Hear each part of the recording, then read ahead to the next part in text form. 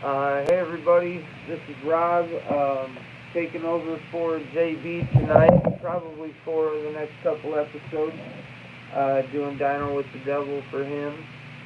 He's doing well, just taking a step back for a minute, gonna focus on some things that are important that he's got going on, so I know we all wish him well.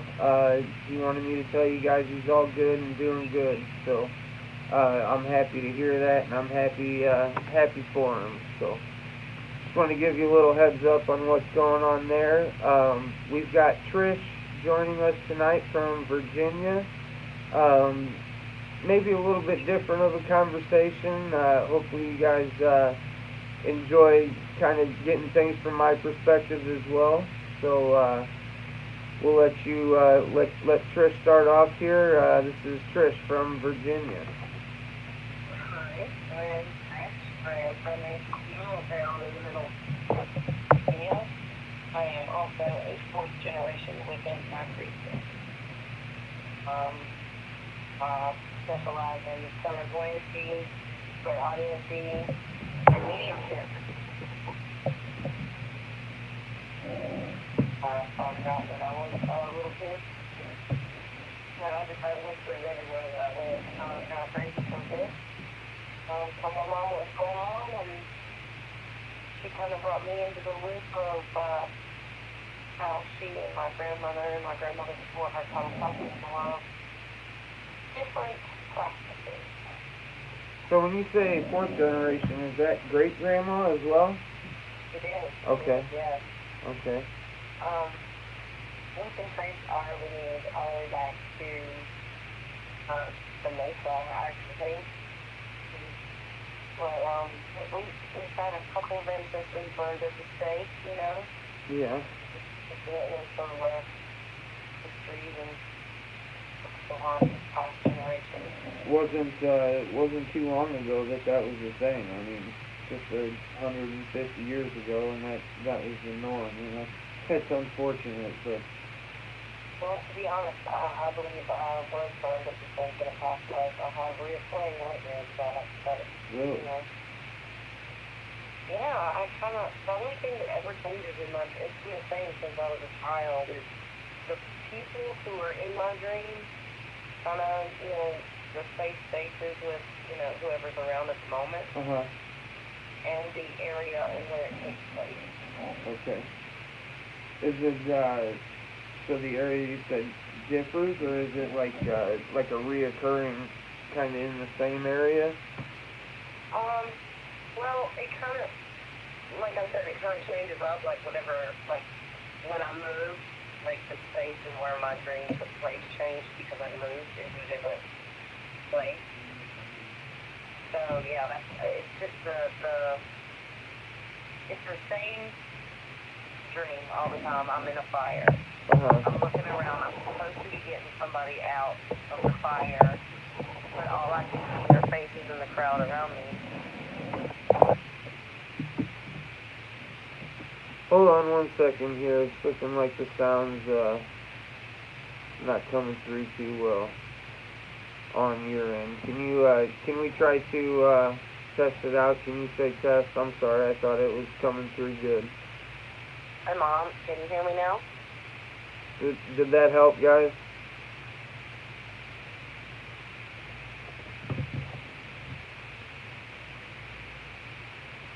It sounds like something's interfering, something like white noise. I did have a fan on, but I turned the fan off, so. I don't think I have anything on at all. Okay. Got it about as close to the phone as I can get it. Is that any better? And can you hear me now?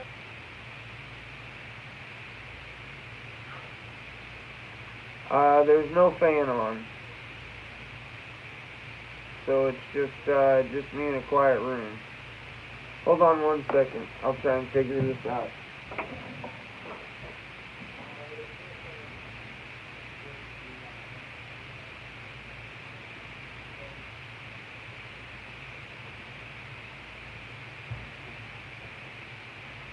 Okay. Sorry about that. First time doing it, so I got a few kinks to work out. It happens, doesn't it? Yeah, definitely. So I've got it closer. Is that a little bit better, guys? Trying to see. I just saw somebody pop up and say that they couldn't hear you well. Surprised it's staticky. That's perfect service. I hope I'm coming through okay. Yeah, no, you're coming through on my end.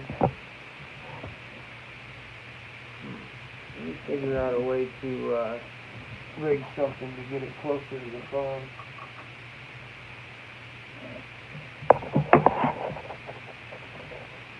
Okay, I've got you about 4 inches away from the microphone now.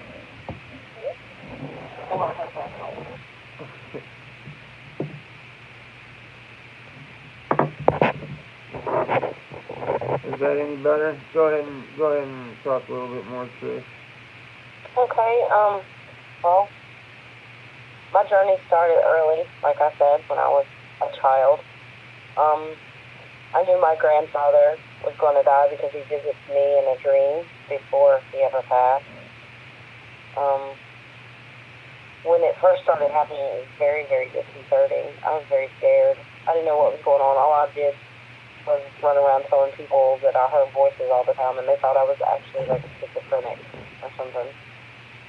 After a lot of tests and a very hectic middle school year, I figured out I'm not crazy, in fact. I used to stay after school and tell my teachers about their dead relatives, so there was something to it. Right. I remember you mentioning something about skipping school. Is that really when you first kind of came into touch with? Well, yeah, I was kind of a delinquent, you know. But I used to skip school sometimes, and my friends and I would go hang out in the graveyard. And they always thought it was great because, you know, we'd be sitting around and I could tell them stories, what they thought were stories about, you know, the people that were buried there. And it was just because I heard the whispers, and that's what I always called it, you know, I hear the whispers, I know what they're saying. Right. And then I started seeing things when I hit, you know, full-on puberty or whatever. I saw a lot. So you're just hanging out with your friends, and all of a sudden you start telling stories, and they're kind of looking at you like, where are those coming from? Oh man, they loved it. They got a kick out of it, actually. They were like, oh no, how do you come up with this stuff? And I was like, I don't know. It comes to me. So I wanted to kind of touch back on the 4 generations, because I think that's awesome, and I didn't want to skip over that. Okay. You know, with your great-grandma, grandma, you know, telling stories, passing them down, or kind of telling their young ones about their abilities. I'm sure it got easier as time went on. But to think that your great-grandma was telling your grandma stories about, you know, her abilities and what she ran into that's a pretty neat, you know, pretty neat background that you have. That goes back some years. Well, each of our gifts were different. You know, we've had practicing witches in my family for generations now. But, you know, my personal encounters and experiences with my, you know, immediate family members, it was always just a given. Each person had something that they were really, really good at.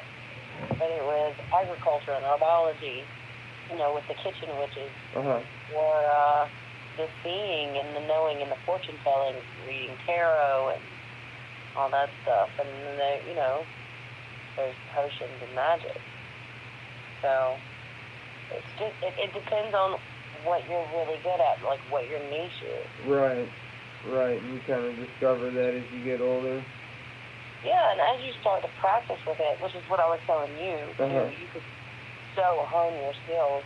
As you start working with it and realizing, hey, I can do this when, you know, I concentrate on this, or I can hear this person when I'm, you know, or feel this person's energy.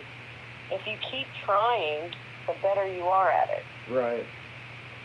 You get out of it what you put into it, right? Oh, yeah. And actually, it can be a whole lot of fun or a whole lot of scary. Like, I don't want to,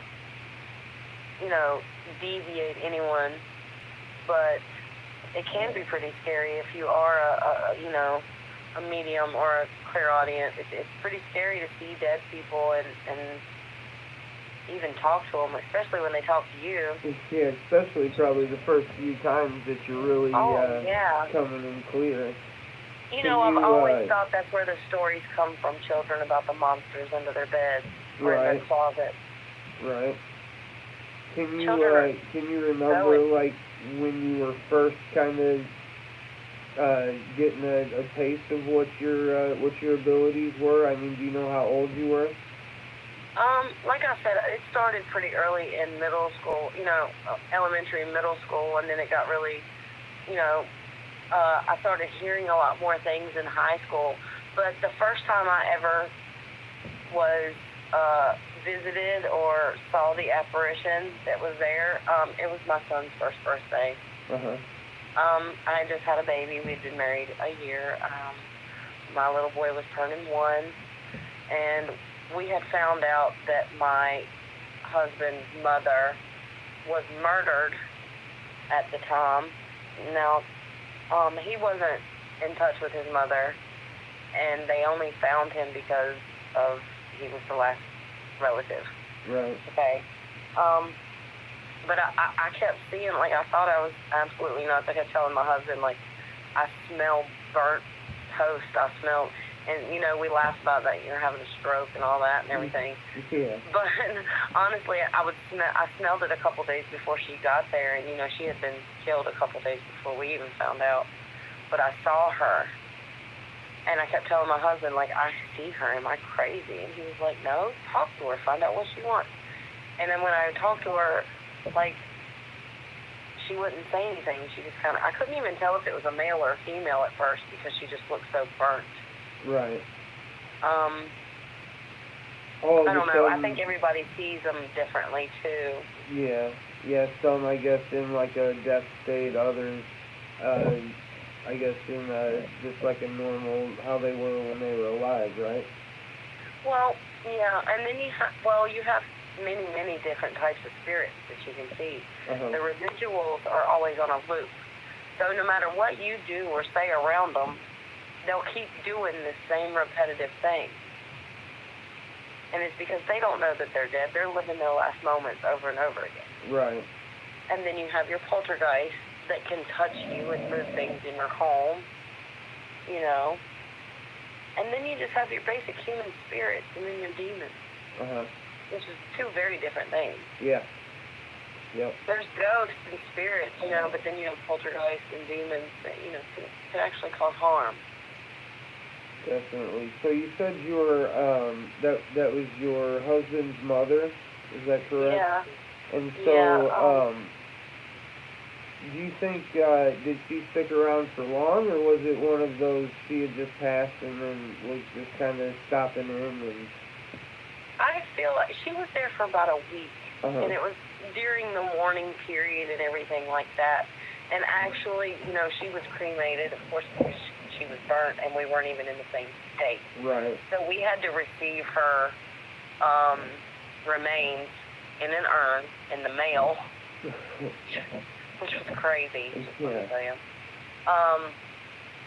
Yeah, but we had to receive her. When we received her remains, that's when she kind of went away. Yeah.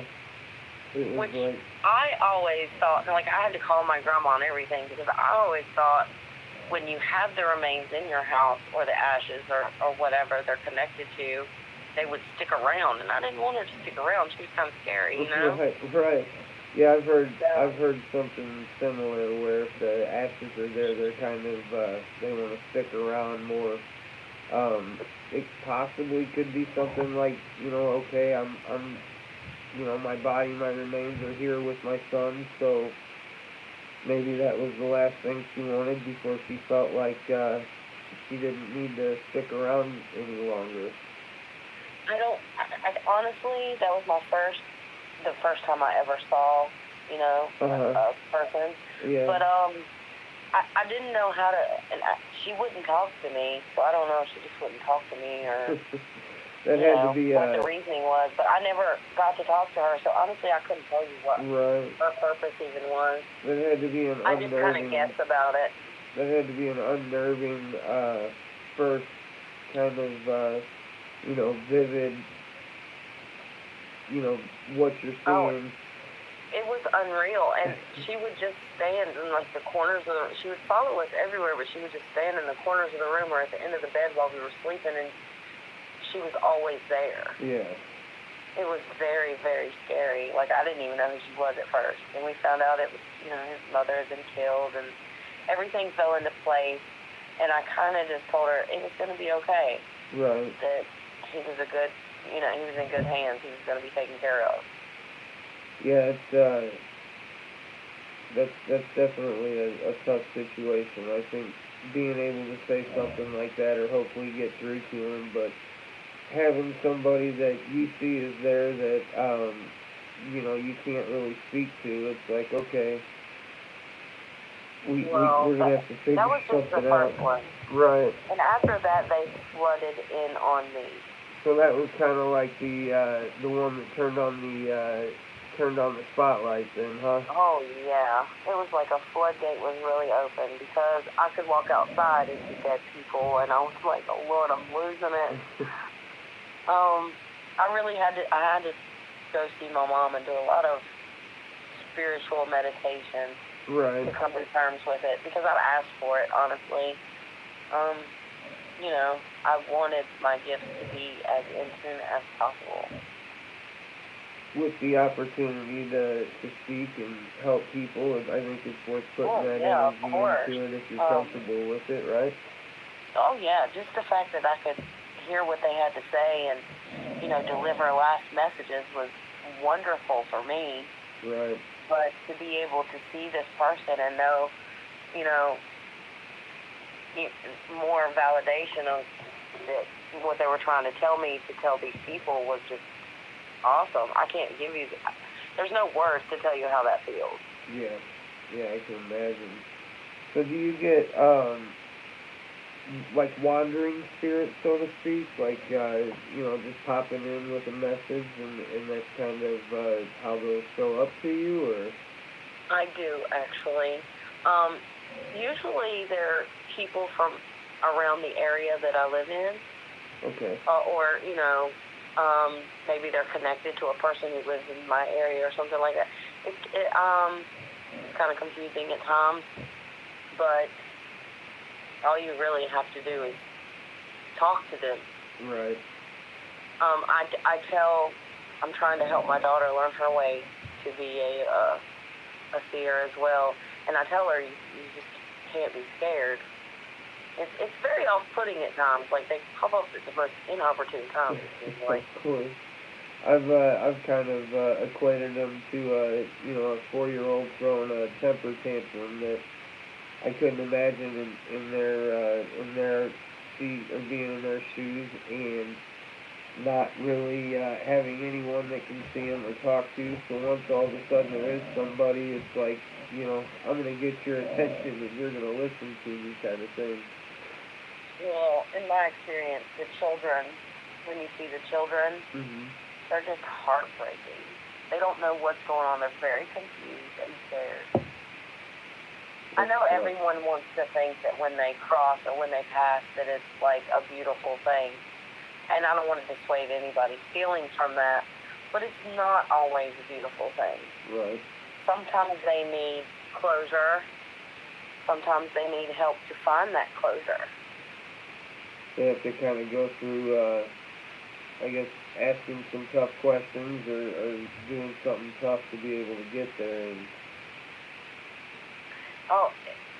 it can be torturous at times, especially if it's a person you actually cared about or loved, or even the empath part of you, kicks into play when you see these people and you feel their pain and their energy and their sorrow.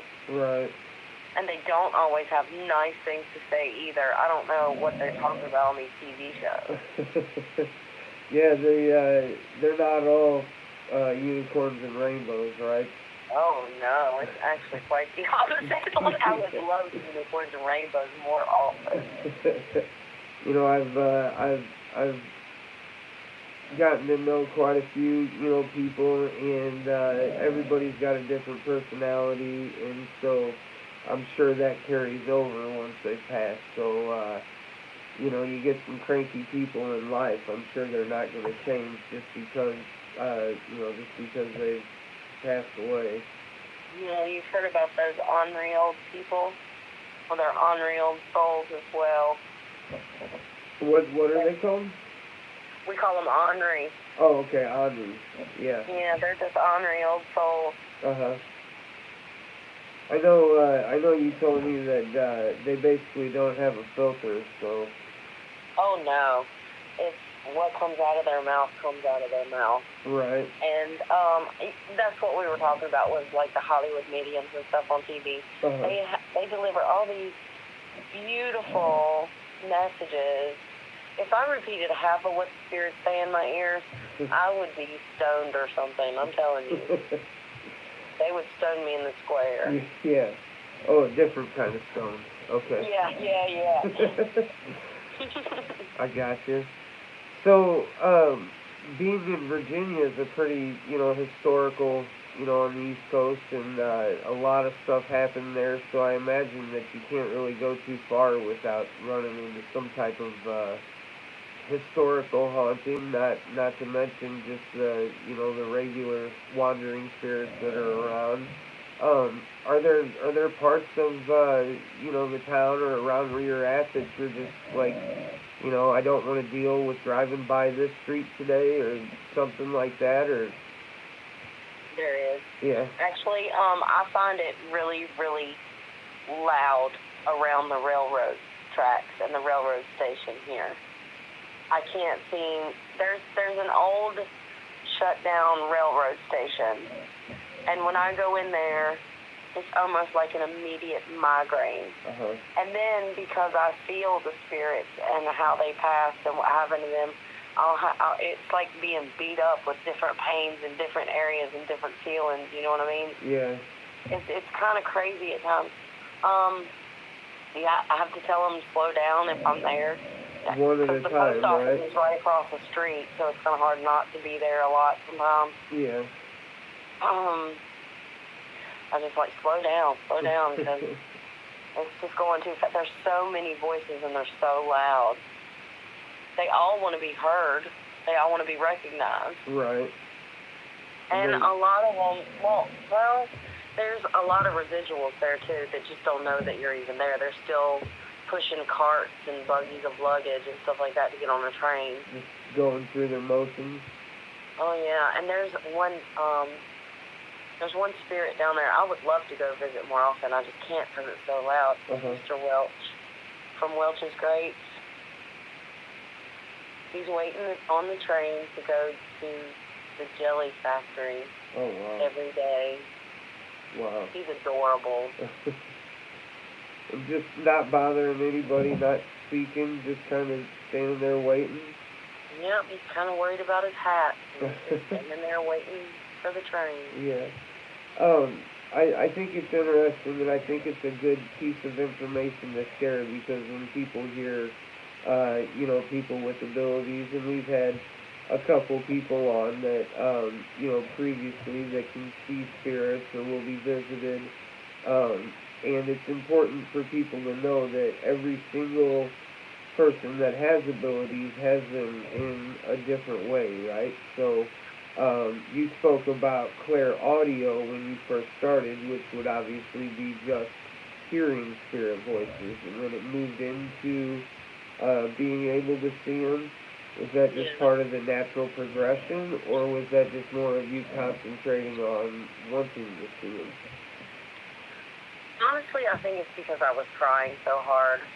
That's why when we were talking about, I told you I could help you hone your skills because I did my own. Right. There's a lot of meditation and a lot of books that actually concentrate on opening your third eye and building your own inner chakra so you can just turn it on and off when you'd like. Yeah.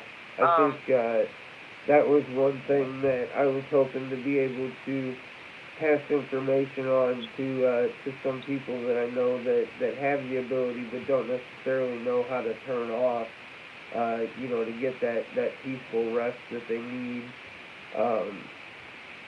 or just be able to get some, quiet in their head. Is that, meditation based, or do you have like a special thing that you do to, besides, I guess, verbally setting boundaries?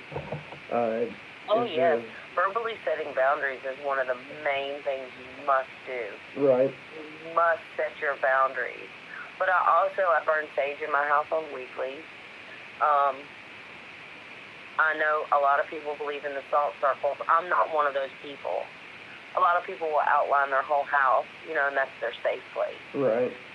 I also believe in, if you believe in something strong enough, you're going to bring it into reality.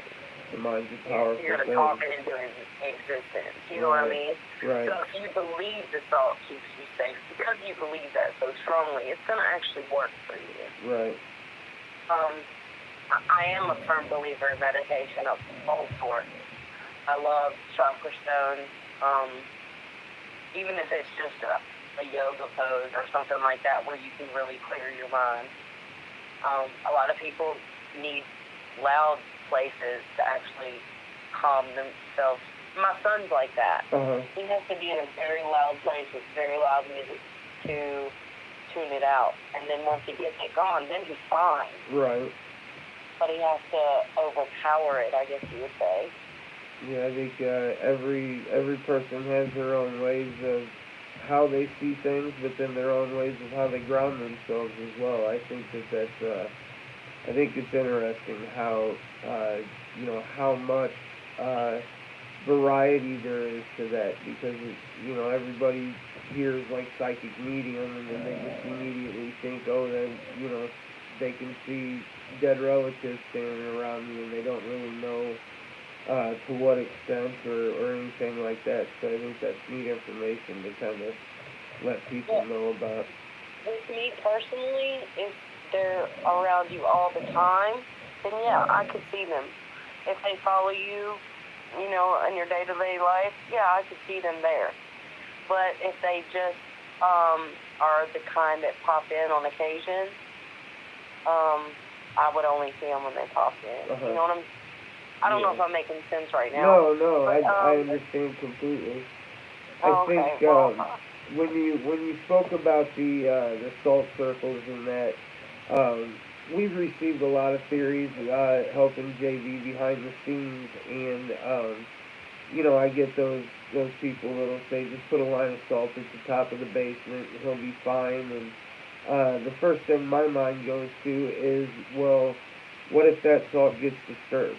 Do you really want your last line of defense to be a line of salt at the top of a set of basement steps, and there's a kid playing basketball around there, playing ball, and people, dogs, that if that line of salt gets disturbed, I feel like there could be some repercussions behind that. So salt is very, very unconventional unless you're in the supernatural television show. Yeah.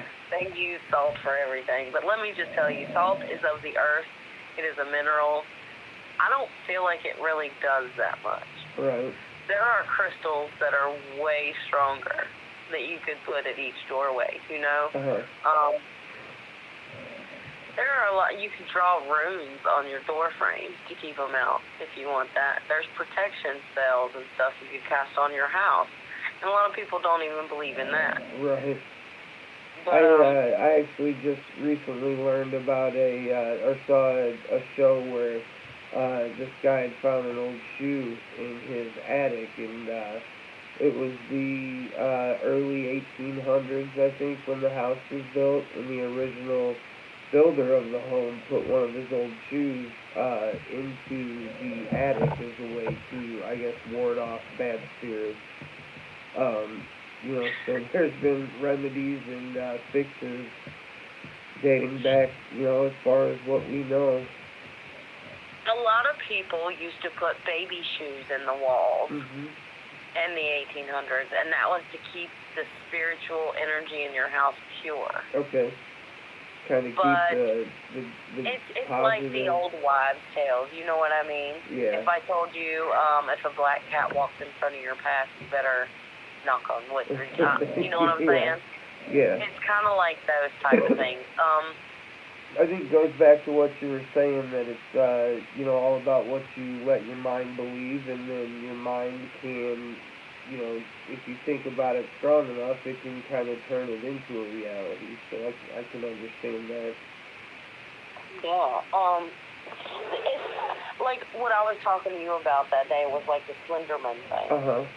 That's the craziest story ever. Yeah. And some kids invented that. Yeah, it but was I a do video believe game. Something started to happen because they believed in it so much.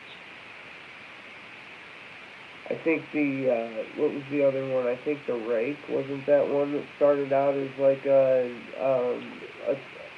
a scary story that then caught traction, so. Yeah, I mean, and the more you believe in something, the more you bring it into fruition. Right. I would strongly suggest a book to anyone who's listening. It's called The Witch's Way, Robbins and Greenway. If you read this book, it can tell you everything you want to know about Wiccan life. I think that's a good suggestion. Just there's a lot of people that don't necessarily understand or know kind of where it begins. This is in layman's terms. It's not put in, any. It even has the first chapter is what kind of witch are you? Uh-huh. So you can decide what fits you the most. What category do you fall under? If you think that you have divination and power.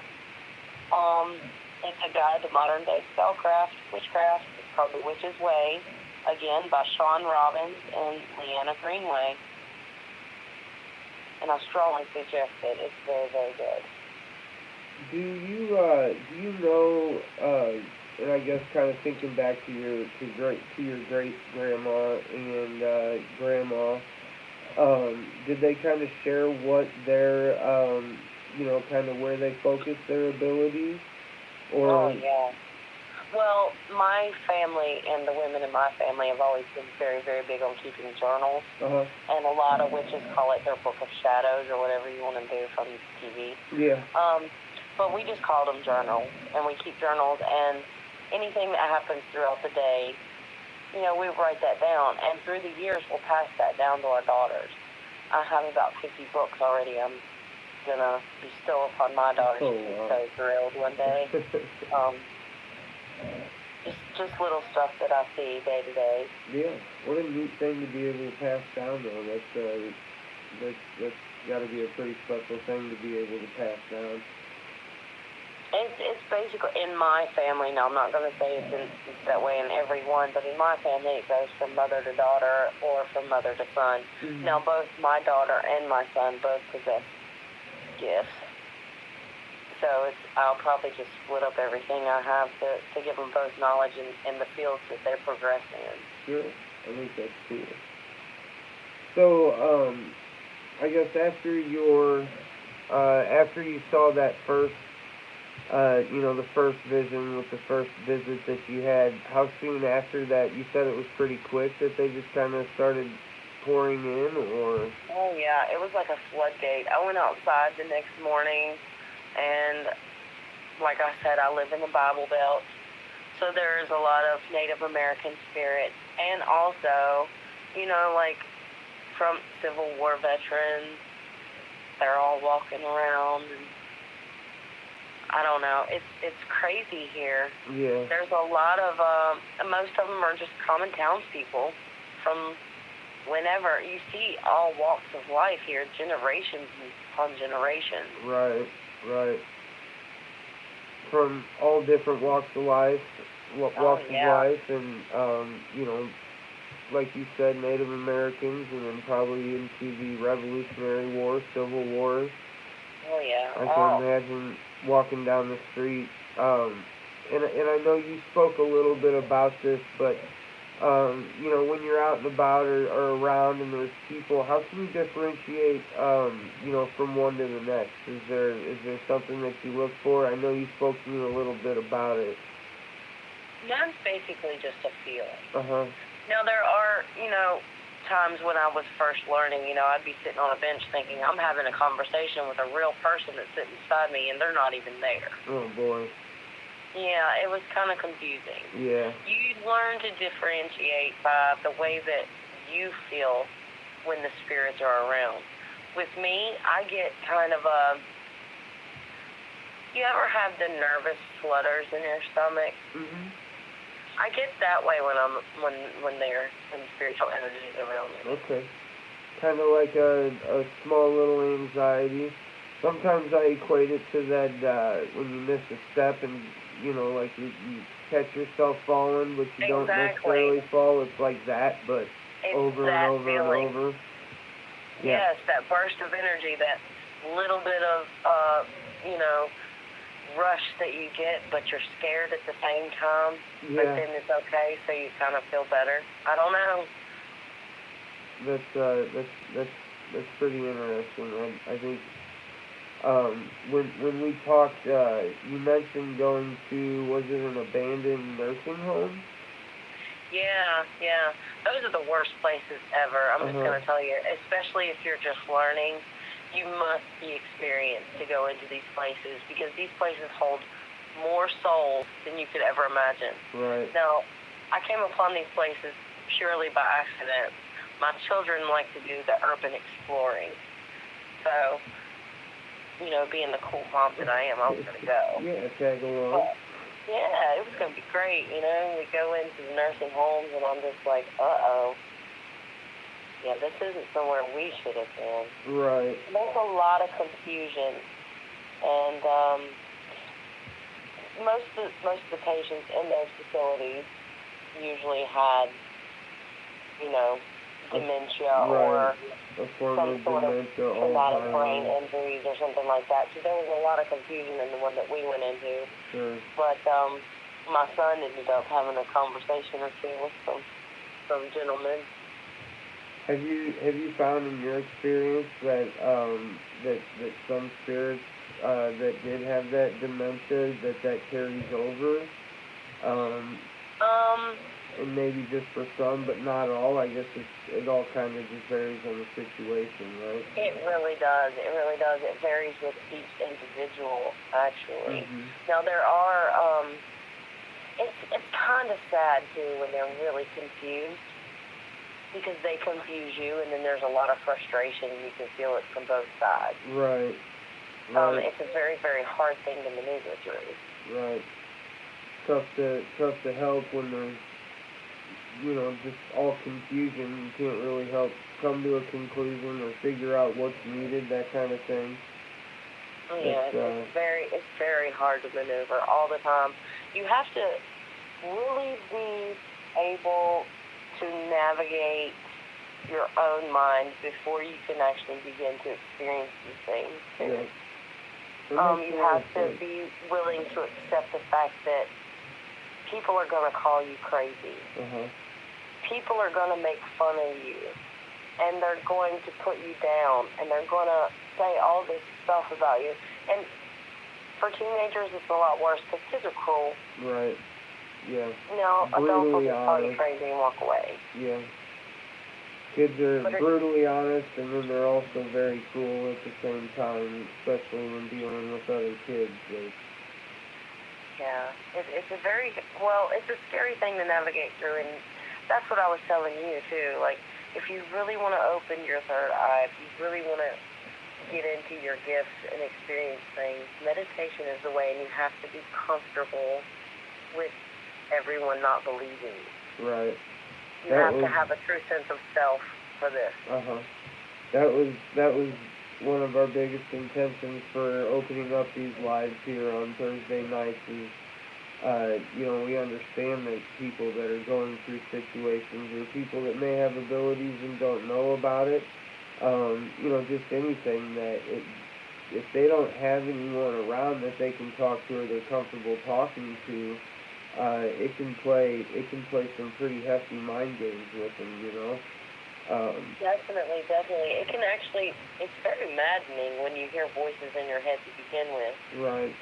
And that's why I wanted to help you guys out. Because, you know, nobody ever told me that just because this person does this or this person does this, it's not supposed to affect you. Uh-huh. Now, my mom neglected to tell me that through all of this. She was like, just because it affects them doesn't mean it's supposed to affect you. And I let it affect me for a while. The feelings that, for instance, there was this one little old man who didn't understand why his wife wouldn't just acknowledge his existence anymore. And it was because he'd been gone for 5 years. Yeah. And I was trying to explain it to him, but it was, you know... That kind of thing's hard to comprehend, I think, if you're, you know... It's hard to explain, too. Uh-huh. And, like, even trying to explain it to you, another living person, it's very, very difficult. Right. Yeah, and, I don't even know where I'd begin that conversation or where I would, you know, what I would try to explain or how to start. And, you know, it's not like I'm definitely not an expert in any field, but I try to learn as much as I can. And I think, you know, experience can be the best education, so you can kind of learn as you go. But even then, everyone's different, so it's, you know, it's not going to be easy by any means. It's never easy, but I would like to offer my assistance. Mm-hmm. I really would. I'd love to help people. The more the merrier. My mom, my grandma, and my great-grandmother showed me the way a long time ago, and I had such a good sense of self that I was comfortable sharing my gifts, just like now. Right. I'm very comfortable with my gifts. That's awesome. I think that's always been our biggest priority. You know, once we know of JB's safety, you know, and his mental health, and he's grounded in a good space, it's like, you know, that's where the priorities lie. So, but after that, it's like, what kind of positive can we bring about from this? How can we help him, but then possibly be able to help other people through what he's dealing with? And I think being able to focus on that possible positivity has kind of helped us, you know, progress to where we've gotten to now, as far as him being able to accept what's going on. You know, and if we help one people, it's a success. Yeah, I would love to help people. And that was my goal here, because I live in such a small town. Uh-huh. You know, I learned a lot every day from my kids as well, because they have their own gifts. And my son is into demonology, and my daughter is into the tarot. And they're actually quite gifted, both of them. It's whatever your gifts are, I would like to help. I think that's a good community that we built, where it seems like people are just really interested in helping in any way they can. I've had I've been fortunate enough to speak with a lot of people through email, through the Discord messages, people wanting to help. You know, I've gotten suggestions, and I'm open to hearing anyone out. You know, and so eventually we'll find that right person. And the big thing that I had to come to terms with is that it's not like what you see on TV or what you might hear or see on some other videos, where they come in and, you know, they come in for a couple hours that night and they leave, and then he's got nothing to worry about anymore. Yeah, that's crazy. Yeah. There's no quick fixes to any of this. Right. It takes time. It takes a lot of time, you know, and work from the person themselves, working on themselves, you know, while dealing with what's in the home or with what's attached to that person. Well, I told you, I think JD's bloodline has a lot to do with his problem. And I would be more than willing to explore that with him if he'd let me. I'm dying to, actually. I know, The curiosity in me is killing me. yeah, I know that, you know, as we talk, and we'll definitely keep in touch and work towards that, because I think it's great to have genuine people that want to help. You know, I've had some people that tell me that, you know, if I put a speakerphone down in the basement, and give them a personal live feed and leave the house, that, you know, they'll be able to, have it taken care of if I just order some pizza and, wait, and when the pizza gets there, it'll be within 30 minutes and they'll be done. You know, and that seems pretty far-fetched for me. I have a problem believing that, and you know, I can really tell that some of these people genuinely want to help, but I don't think that that's necessarily, in my eyes, me putting their safety as a top priority, and that's always number one when it comes to JB and the family and the situation. So I don't think that just kind of throwing some stranger down there that claims that in 30 minutes it'll be all good is going to be the best way to go about it. And I found that some of the more reputable people, they aren't asking to come over in 2 days and fix it. They want to vet us as much as we want to vet them, and I think that those have been the people that I've found that, you know, might give me better insight. I could tell some stories that people might think come out of a joke book on suggestions on how I've gotten, you know, on how I can take care of it. Something as simple as leaving a fruit basket at the top of the stairs. And, well, offerings do help. They do help to appease hateful spirits. Yeah. But I don't think that's his case. You know what I mean? Right. Like, in some cases that would work. But I don't think that's the case in this scenario here. In your experiences, have you dealt with, you know, with things that are on, like, an ancient entity side, or has it been more, spirits from the living that have passed? 9/10 of the time it is spirits that have passed, but I have seen a few demons, well, their presence. I haven't seen them actually. Right. I know that there was one case of possession here that is just full-fledged, and I witnessed it firsthand. I was telling you about it. I won't use names or anything because, you know, that's not my place. Sure. But a lady here was a foster mother. She was never on drugs. She was one of the most wonderful people you could ever meet in your life. And then she had a 3-year-old, a 2-year-old, a 10-year-old, an 11-year-old. One day, everybody woke up in the middle of the night, and she had murdered and beaten the 3-year-old. It was just awful. Yeah. And you can see in her mugshot that she was possessed, like it's in her eyeballs. Like I witnessed it firsthand. He was my godson, actually. Just like a dark black pupil kind of look. Is that? Yeah. Actually, I'll probably send you her mugshot later, just so you can take a look at it. Yeah, but that'd be interesting. It was so insane. It was just crazy. And you know, she never failed a drug test. She didn't even drink. Right. You know, she didn't even have a glass of wine with dinner. Wow.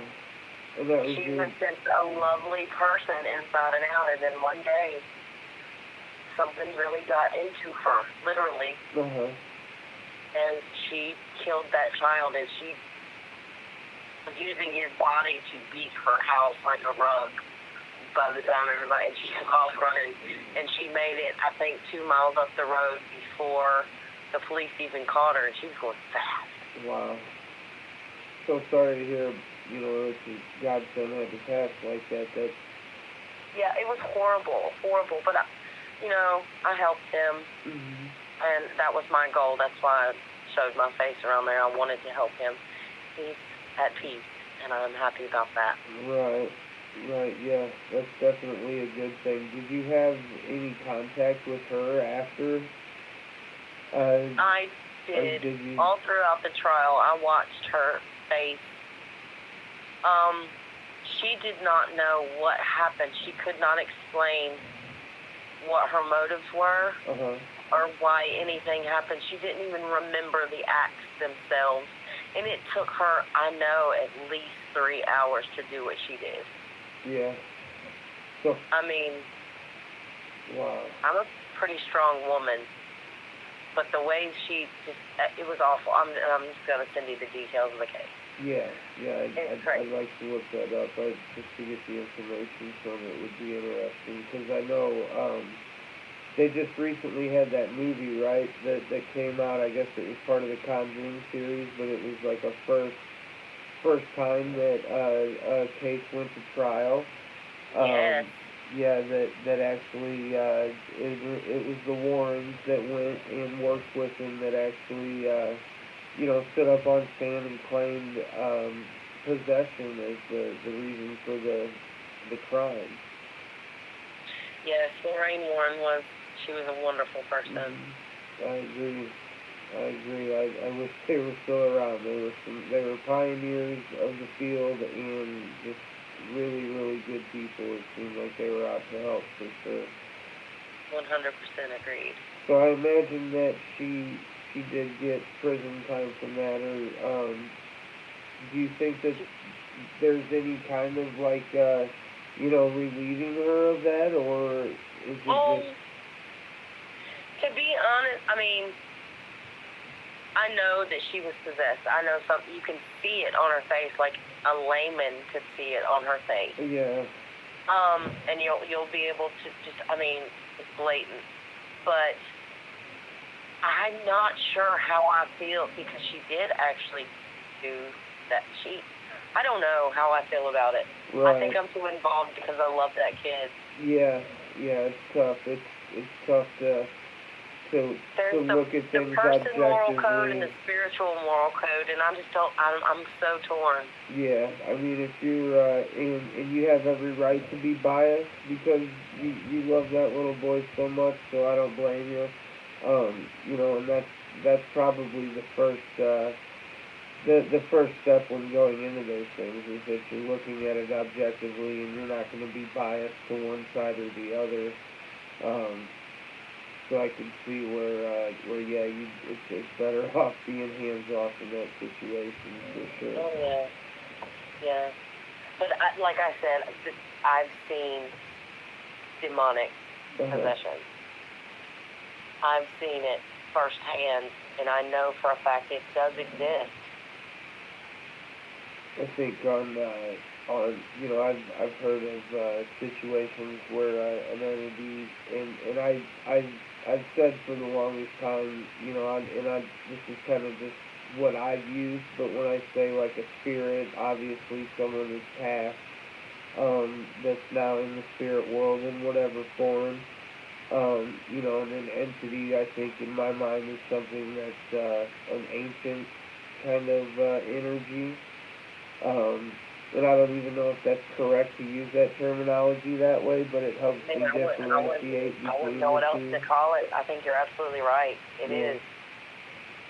Because, and then I've heard theories tossed around, and this one I've always been interested in, but I've heard, people say spirits, that were living and have now passed, people always talk about trapped spirits. I've always had the opinion that not all spirits are trapped. I think that some of them kind of choose to go back to a place where they're happiest and stay there for as long as they want, and others maybe come back and forth. Do you have an opinion or any kind of knowledge on any kind of theories like that? Well, you're absolutely right. There are spirits who just choose to stick around because that's their happy place. Mm-hmm. There are also spirits who are trapped in a place and they don't know why.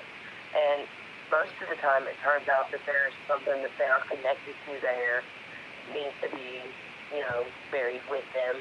Right. Or at least found. Sometimes murder victims, most of the time, will stick around and they're kind of trapped until someone can figure out the details of why they're gone. I've seen, like I was saying, like the old people with dementia or stuff like that. Uh-huh. That they get confused a lot, and it takes a lot to try to help those kind of spirits.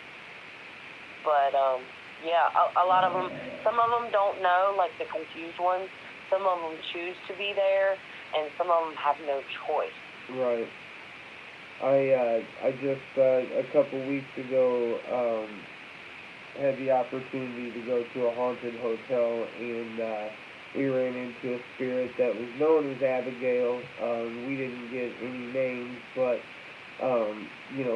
she had gone to that hotel, apparently. The story was she had gone there and visited, and then apparently passed away of tuberculosis. I don't know if it was months or a year later, but her spirit chose to go back to that place that she went on vacation, and, was happiest in that time. Good scenery. It was something that she remembered fondly, and decided to come back so she could just kind of hang around in a place she was happiest. I actually watched that with you. Yeah, and I was very, very impressed by your communication with her. Oh, it was so neat in the beginning how she was, just playing with the bear whenever I'd turn and look, and sure enough, she'd be there to play with it. And from what we had talked about with intent, so, I didn't really get the feeling that she needed help. It was more of like an intent of just kind of being like that fun uncle, which is what I always try to be with the niece that I have. It's just kind of the laid-back fun uncle, and tell jokes and just make her feel comfortable, and I think I got a pretty decent response from that. You really did, and I really think, I was watching, I think if you went back a couple of times and just kept trying to communicate with her, I really believe that you would be able to hear her. Yeah. Yeah, it was something really special, and I know that we are planning on going back soon, and being able to do a live again, but it was, I was able to put into play what we had talked about, and it's neat to be able to know, and in that live I had someone say how JB and I are so different, and as I thought about that, being in his home in a in a situation that's raising anxiety around every corner, I think that you just kind of are in a different setting. As to me, when I was sitting on a couch next to a spirit that made me feel good and not nervous or anything like that, so it was kind of easy to be a little bit more relaxed. But being in a home where you have such anxiety and have had such traumatic experiences that he has had, I think it's you're just kind of on edge on a completely different level than. Having been in the home myself, I still can't completely understand that level of anxiety. I'm sure you have a lot of empath in you, so I'm sure you felt his anxiety as well as your own. Yeah. Which is just double the trouble. Yeah. Not to mention whoever else was around, because empaths have it like that. Right. So, you have to learn to get that in check, too. Just realize if it's your feelings or if everyone's feeling this around you. Yeah. Yeah, I think only recently kind of understanding it, but before it would be like, how, I guess in the maternity ward when one baby starts crying, then they all start crying. Yeah, the domino effect. Yeah, and so then that kind of stuck with me, you know, where it was like, well, I don't know why he's sad, but I kind of feel sad too, and this sucks. We need to figure out why or how we can stop being sad. So, but yeah, it's interesting. It's interesting to be in a place where there's a lot of joy, and then you just feel overjoyed, and then even you know, the complete opposite. And I think learning to tune that out on a grand scale will probably help me out a lot for sure. But I am looking forward to going back to that hotel and being able to bring some more lives, because it certainly was a fun experience. I would love that. I would love something like that. That's, you know, that's just, it's fun to me. It's interesting and intriguing and all those fantastic words that mean that it's great. Right. Yeah, and the biggest thing, you know, for 20-something years now, I've always been interested in watching things, but it was like, well, you know, I don't want to just watch it. I'm ready to get out there and see for myself, and you know, kind of just put myself in the middle of it, and I was really happy I did. And then, you know, meeting JB and trying to help him out as much as I can, it's like, I need to start picking up knowledge from every little area that I can, so I can apply it to whatever we can do to help him out. Again, I'm going to recommend that book for you. You have to read it. Yeah, I'll definitely check it out. It sounds like a good one. So as far as his situation, I know that you brought something up to me that I hadn't heard in the list of theories of things that I have heard. Do you remember what we spoke about? Are you talking about Judaism and gypsies? Yeah, and then the female kind of being forced, like I don't know if it's like a servant or like you know, I don't know exactly. Kind of like exactly the wailing woman, like a warning. Yeah, I've noticed in all the videos. I see. No, through video, it's very, very hard. Right. Okay, and I see just like everyone else on YouTube does what they see. All right.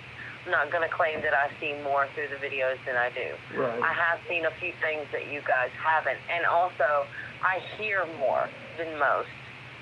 So, in the beginning of all of JB's activities in his video and all of his activity in his house, there is a woman who is crying.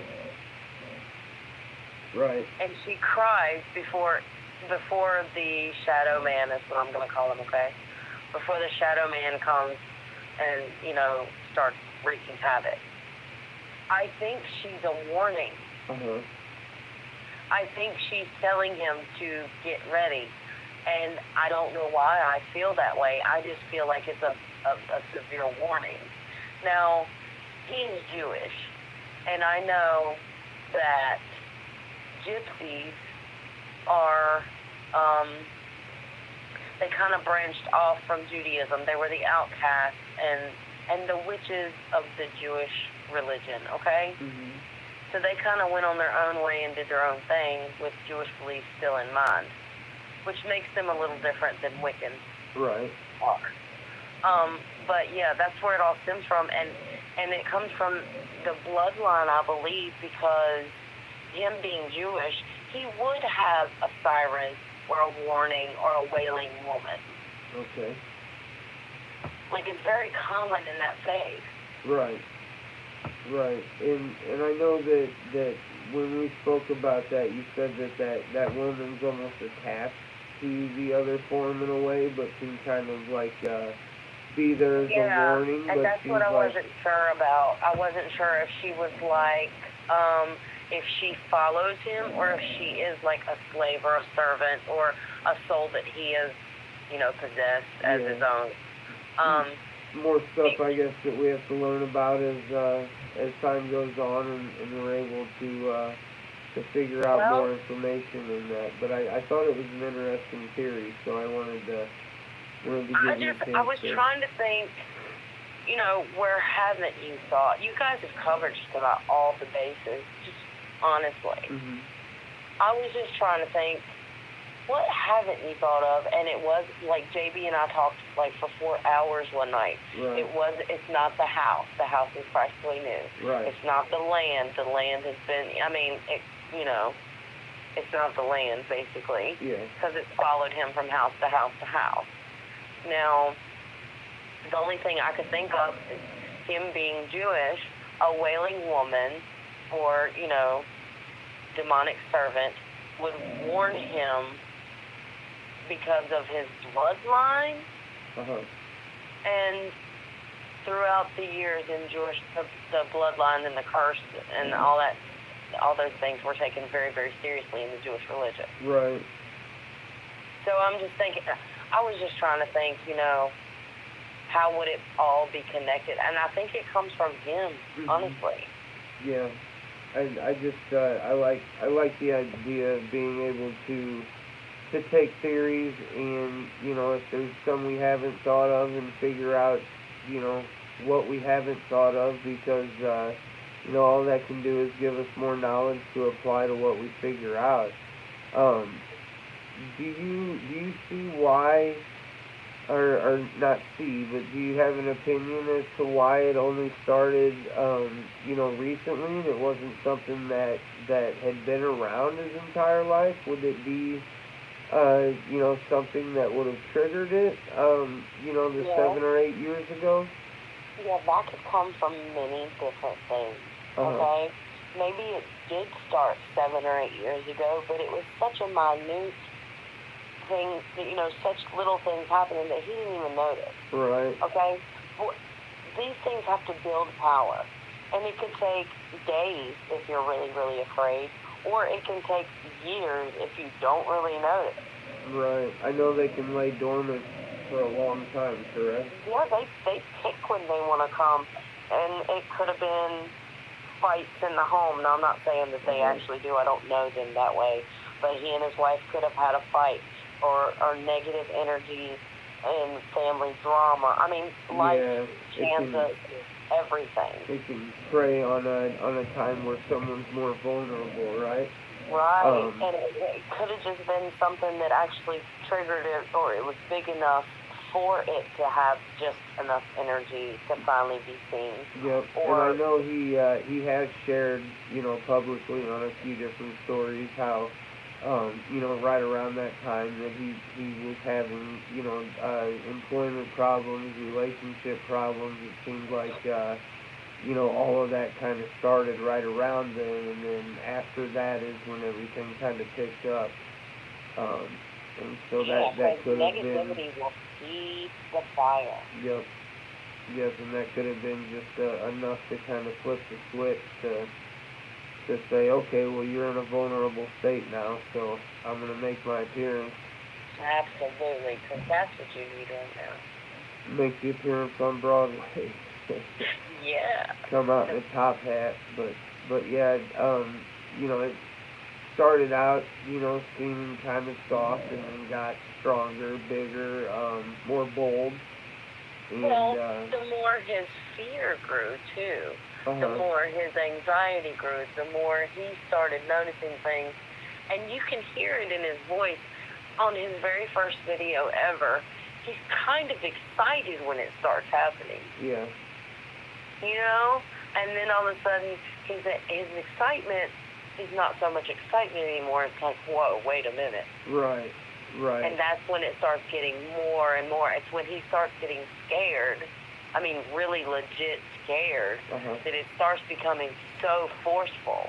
I think in that first video he caught, the excitement was from talking to him, that excitement came in the form of, I'm not losing my fucking mind. Right. You know, like, here it is on camera, I'm not losing my mind, and then all of a sudden it was like, then it got more real real quick, and it was like, okay, I'm not losing my mind, and I need to get the hell out of here for a minute. Yeah, well, the reality slapped him. He was like, I'm not losing my mind. Oh, hell, this is real. Yeah. And then it's fear. Yeah, and I've personally dealt with quite a few comments where I hear, okay, you've seen it 6, 7, 8 times, and that's been the times where he's had the camera. So obviously it's been more than that. But they say, how can you still be afraid of it? And I think that that's a pretty tough question to ask somebody. Is how can you still be afraid? I don't think that there's a time where you really aren't. And I would hope that no one would really get used to something like that. Every human being possesses the fear of the unknown. Mm-hmm. And anything that you aren't fully aware of what's going on is going to scare you. Right. That's the human condition. Right. I see dead people every day, and it still scares me sometimes. Absolutely. I've had people, that have asked or seen things like that, or people that have told me, I've got this going on, and it's nowhere near what JV's got going on, and when they say that, I always make a point to let them know, if something scares you and it's the scariest thing you've ever seen, then it's right in line with the scariest thing someone else has ever seen. It might not be the exact same thing, but I think people forget that he is a layman to this. Like, he was not expecting this at all. Right. So, of course it's going to scare him. This is not something he deals with on a day-to-day basis since he was a small child. You know what I'm saying? Mm-hmm. This is all brand new. So, of course it's going to scare him. Yeah. Yeah, and so, when speaking to people and trying to put their stories in comparison, I just let them know, don't feel like you're less than just because yours might not be as scary, because everyone, that has something going on, it's the scariest thing that's happened to them, and I don't think that they should feel like theirs isn't as important or, whatever it is, just because it isn't as scary as some of the stuff that they might see on YouTube or TV. Right. And I think that the biggest thing that I've learned, from helping people out is there's a feeling of just like alone that people get. That once all of a sudden they accept what's going on and they feel like they can talk to maybe one person and that first person just shuts them down, then all of a sudden, not only do they have this going on, but now they feel like they're alone with it, and that's been, why we've wanted to open up and hear different sides of stories and different people's approaches, just to let people know that they don't have to feel completely alone. Exactly. And I think it's real cool that, that you had the courage to jump on and want to tell your story, and I know we're not completely into it or haven't gotten through it, but I just wanted to say thanks because I think it's really neat. And, you never know. You could be helping someone tonight or a couple days from now when they watch it. And I think that's a good positive thing that we can get out of this. That's all the goal I have, darling. Yep. When you do have visions or you see spirits in that, do you have actual paranormal experiences along with that? Like, do you have light flickering or things that'll fall, or is it just more in your abilities that you see? Well, it depends on how bad they want to be noticed. Uh-huh. Actually, it depends on the strength of the spirit itself. But yeah, you can. Lately, and this is what I was going to tell you the other day, I have a spirit. I cannot see her. I can hear her. But she turns my TV on. She changes my channel. It's always on a religious gospel channel now. And I'm sorry, but I'm like a pop entertainment person. Yeah. But she is quite the annoying person in here. And she's in here right now. Like, my lights flicker. Yeah. Sometimes my TV will just come on really loud in the middle of the night and scare us oh my gosh. It's gotten so bad the past couple of weeks. And she does not listen. I have put my boundaries out. I have put my rune stones outside my room door. she's strong. None of that matters, huh? She just makes her noise. She does what she wants to, and tells me about it in my head too. Oh boy, I bet that's an interesting take. I mean, what do you do? Because I know I've heard so many people say in that helpless mode of, how can you fight something you can't see, or how can you know what I mean? And in your case, at times you can see or hear them, but you still face a struggle just like everyone else who's looking at something and maybe doesn't know how they fight something that they may. I don't know if fight's the right word, but how they deal with something that they can't see. Do you have like a plan of attack for this lady of how you're going to get her to quiet down, or? I haven't quite figured it out yet. I have put the call into my mom. I am on the warpath here, and there is a bit of combat you need to learn from this. Honestly. I can imagine. Because, okay, first of all, her name is June, and she wants me to get her daughter, Larissa. And I don't know these people. Right. She's one I've never heard of before. But if there is a Larissa listening, and your mother's name was June, and she is quite loud and obnoxious, and she is passed, I need help. Because she sits on my bed and hops up and down at night, and I feel this, okay? I can't see her, but I feel it. And she'll come in here, and she turns my TV on. It's really, really loud, and she turns my lights on and off and on and off and on and off, and then when I come in the room, they're just off. Oh, boy. And the worst part is she's not paying rent at all. Yeah, right? She's knocked dishes over. She's quite the obnoxious lady, too. So if this sounds like your mom, I'm looking for you. Have you had things similar to June in the past, or is this kind of something where it's kind of new to you? Similar, yes. This bad, actually, no. She actually knocked my mirror off. I have a giant mirror above my couch. Oh, my God. And it shattered last night. Yeah. So I've had similar experiences, yes, where they come in, they're quite obnoxious, and they won't leave me alone until, I listen and I'll, acknowledge what they want. But I've done that to June. Right. I mean, beyond going to a library or pouring through genealogy books, I mean, well, I know June died in October. Okay. That's all I know. That's all she'll tell me. Besides her bad opinions about my wallpaper. Oh, geez. She's nitpicking the interior decorating, too? Oh, yeah. She doesn't like my curtains either, and she's quite vocal about these things. Oh, boy. That has to be a challenge of a completely different color, I've never experienced anything like this, especially one that goes by, just disregards my boundaries. Right.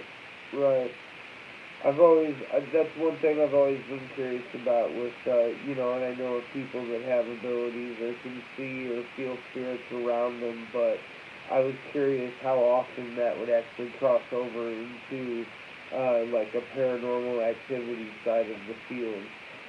Well, this is becoming a paranormal activity movie. Yeah. Only it's the comedy side, because she's rude. Yeah.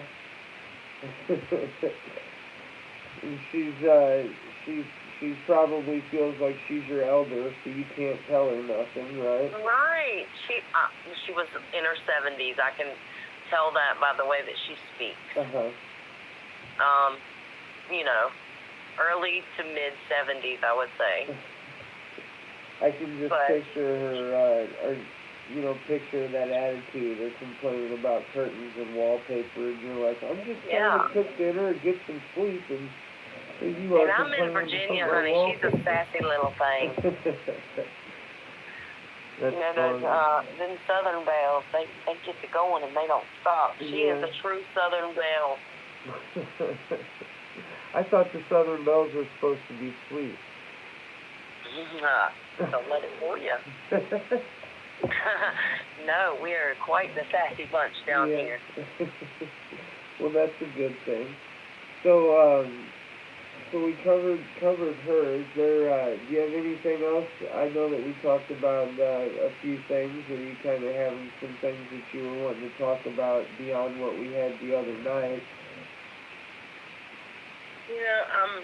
I'm not really sure anymore. I've talked so much, I'm not really sure what I talked about, what I didn't. It's all good. I know that we have, and I want to, I always like to make the story, the focus on you and telling the story, but, when we spoke, you have a genuine feeling of wanting to help or, something like that, and I think that's, we're real fortunate to have people like yourself that want to help. I think it's pretty neat. We've grown a pretty neat community, and I've gotten to hear, quite a few different ways of, how to do it or what to do. And going into your abilities, I know everyone's different. Some people have to, be on the soil. Some people might have to touch something from the house or touch the person themselves. What kind of, is that kind of where you line up, where you have to be, like, physically in front of the person to kind of get a good read on them? I do, yeah. Now, my mother's very, very strong. Like, she could read you over the phone. But I don't have that ability. I literally have to look at, maybe I'll, during my readings, I usually hold a hand. Right. I need complete energy connection to read a person. Now, I can see things, like I said, on videos and stuff like that, like I watch YouTube and stuff. Yeah. I can see things that maybe people can't. And, is that in a form of like a shadow, or just like the way that you would see it in real life, but you can actually see it in a video? Yeah, on the video, it kind of looks more like just a blurry spot in the video to me, but I know something's there. Now, if I was in person, I would see a spiritual apparition or something there. Right. I do hear things more often than most through videos. I can hear a lot of things a lot of people can't. That's through the videos, and I've seen that a few times, and it's tough, obviously, being that if it is an ability, it's not like, anyone can go through and verify, besides the person themselves, so it's not easy to put yourself out there and say, hey, I hear this or see this, because no one else is going to see it, and that's where I've commended JB on just feeling comfortable posting these things and saying this is what's going on, and it's always just been put up there. We don't see a reason to to try and waste any breath giving people a reason to believe. It's just kind of sharing a story, and we've become more and more aware that there's more and more people suffering the same things, and so we've gone to a few places, to a few locations, that basically just to make him understand the difference from what he's got at his house to maybe a spirit that might have sadness in one place, or like in that hotel, just kind of give you a happy feeling. But we were in one place, and I equated it to like standing next to an electric fence that was on. It didn't feel like scary. It was just kind of you could tell it was a sad situation. And after about 15 or 20 minutes, they were like, okay, we're going to be taking off. And just like that, it was like the fence got turned off. And so I was able to record a few of those places, and I'll be posting those videos. It was a lot of fun. But a big question that I got from people was, did I think that whatever was with him, whatever is with him at his house was there on the trip with us, and if it was a possibility that because whatever he has around him, whatever spirits would be in those locations may not be as susceptible to make themselves known. Is that something that you would agree with, or what are your thoughts on that? I think it is connected to him, so it probably was with you guys. Mm-hmm. Now, I think his mood has a lot to do with how it reacts with him. Yeah.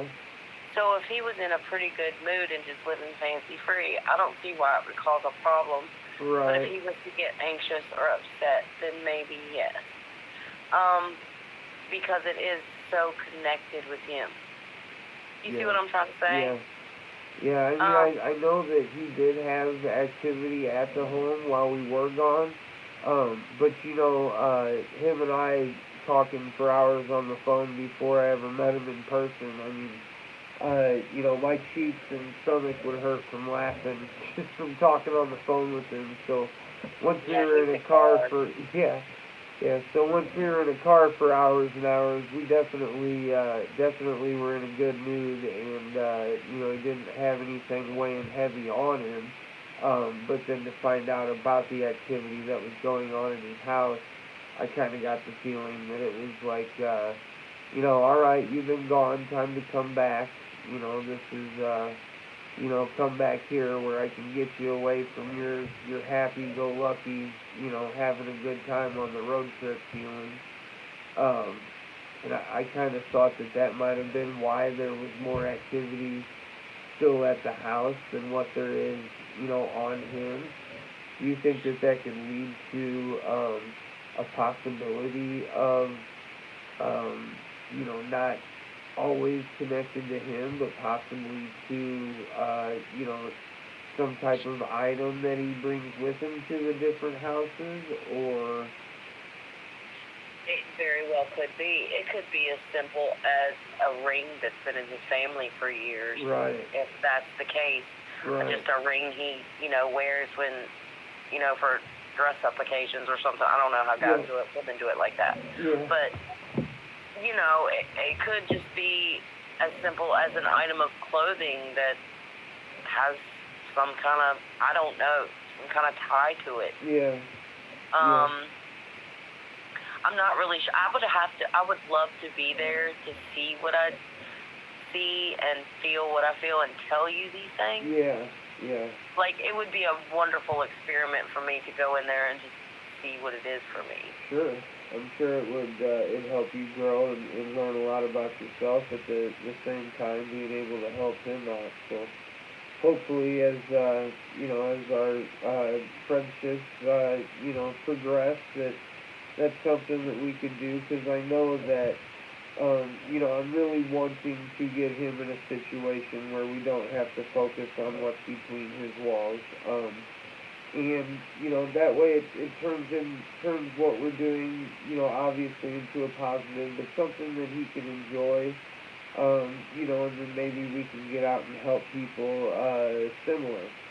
That maybe go through similar situations, or people that are in uncomfortable situations, and use whatever knowledge we've picked up from, JB's situation and apply it to whatever someone else has going on. I've been lucky enough to make quite a few contacts, including yourself, quite a few good contacts, and I think it'd be neat to be able to utilize those beyond just helping him out. So once we get him figured out, it'd be really neat to, to be able to still do something like this, and, obviously respect people's privacy if they don't want to be, put themselves out there, but still hopefully be able to have a chance to help them out. Because it's not always about, making videos. I wouldn't want to blow someone's privacy up just to make a video, but I'd still love the opportunity to be able to help people out. So I think that that's kind of what him and I discussed on how to turn this into a positive beyond and after we've helped his situation. Exactly. Exactly. I just want it to be a good experience for everyone. Yep. I don't want any residual energies left behind at all when it's over.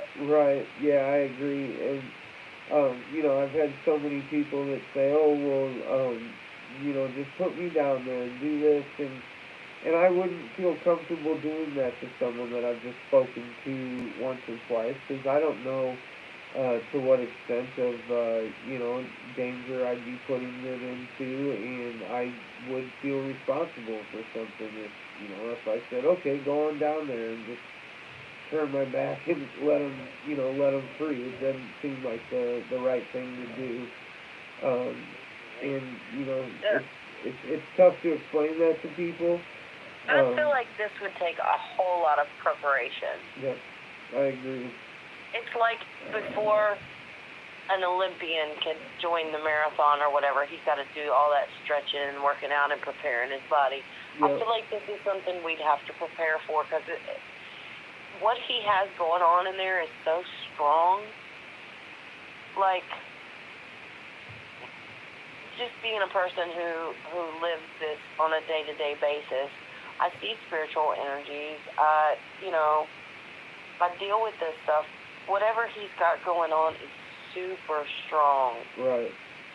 Like, it's unrealistically strong. And it's one that they would make the movies about, you know what I mean? Certainly. I know the first time I visited his home, I was down sick for 4 days straight. Wow. Where, it was like I'm, getting to hang out with my best friend for, the first time for 4 days, and, it was something I'd been looking forward to, and, we're hanging out, and after a couple hours of being there, it was like, I have to lay down. I want to hang out, and, but I've just got to lay down. And at first I kind of blamed it on altitude sickness, but I was staying hydrated. But it was like I was just pale as could be, cold sweats. And the weirdest thing to me, I've been in locations that have, negative things going on, and if I feel weird, I'll get up and leave the room, and, it'll go away. When I was sleeping in that bed, it was like I just couldn't get up. Like, it was something like, I don't know why I didn't want to, I just wasn't interested in moving. Even if I thought it was going to make me feel better, it was like, no, I just kind of want to stay here, Yeah. Yeah. I don't know, it was a pretty odd feeling. It was unlike anything I had felt before. Yeah, that's the same feeling I got when I was at the scene of my godson's murder. Uh-huh. Yeah, I know exactly what you're talking about. It's kind of like a food poison sickness. It's the nausea and the feeling. Yeah, very much so, and just no energy whatsoever. It was unlike anything I had gone through, and being 37, I feel like I've gone through quite a different flus and stomach flus and everything, and after being there, it was like, okay, I can't pin this to any one of those. So there's something definitely affecting why I'm feeling this way. Yeah.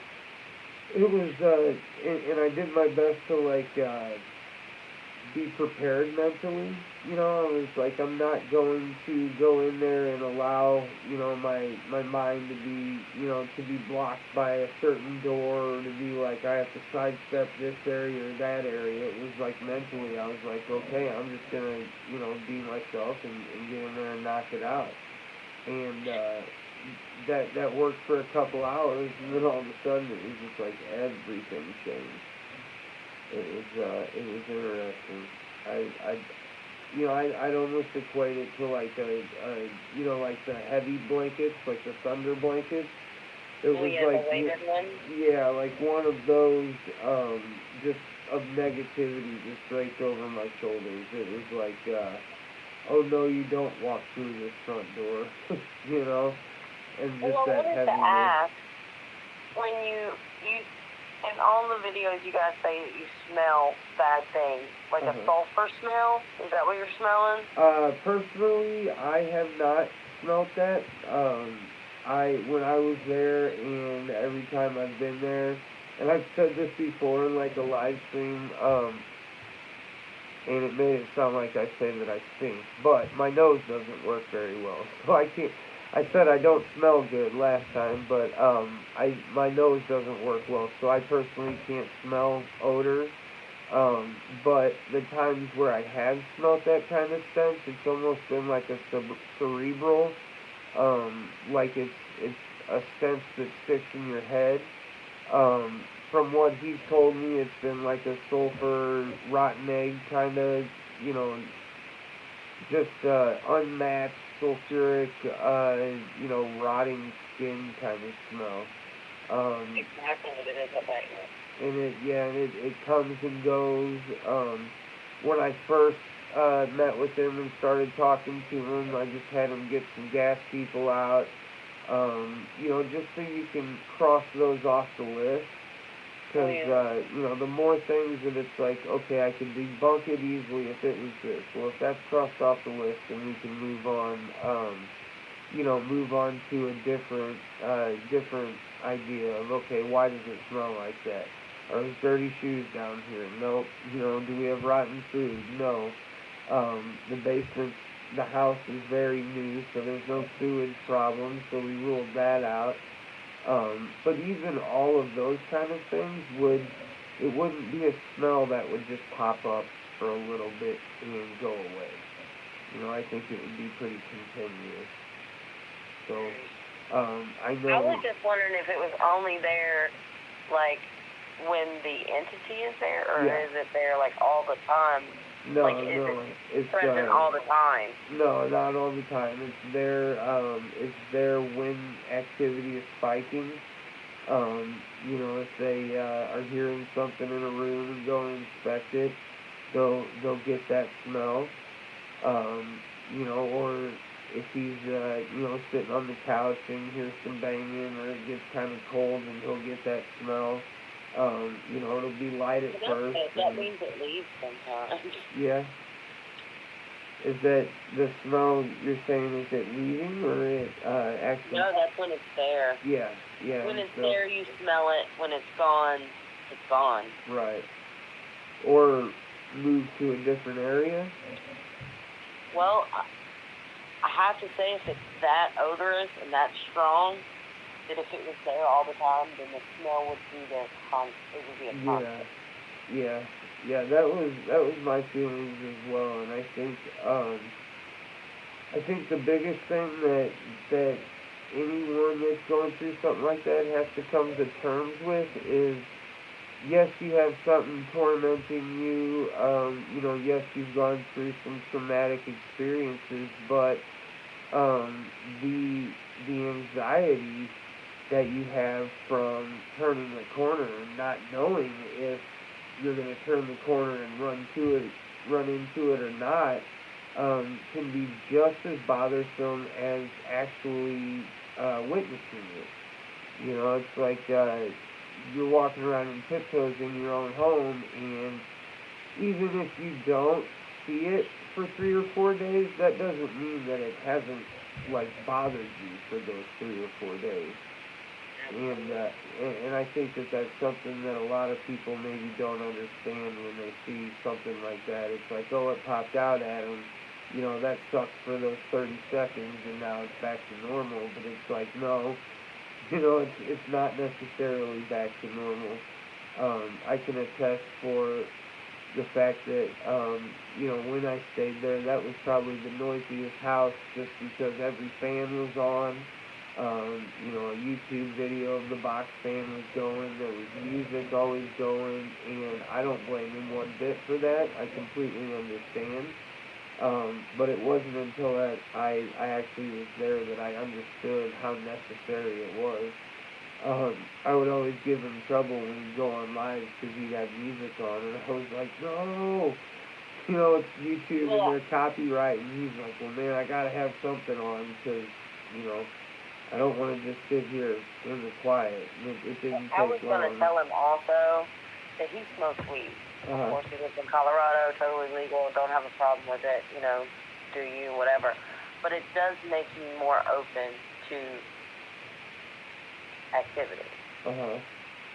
Like, kind of making your mind like a more open-minded.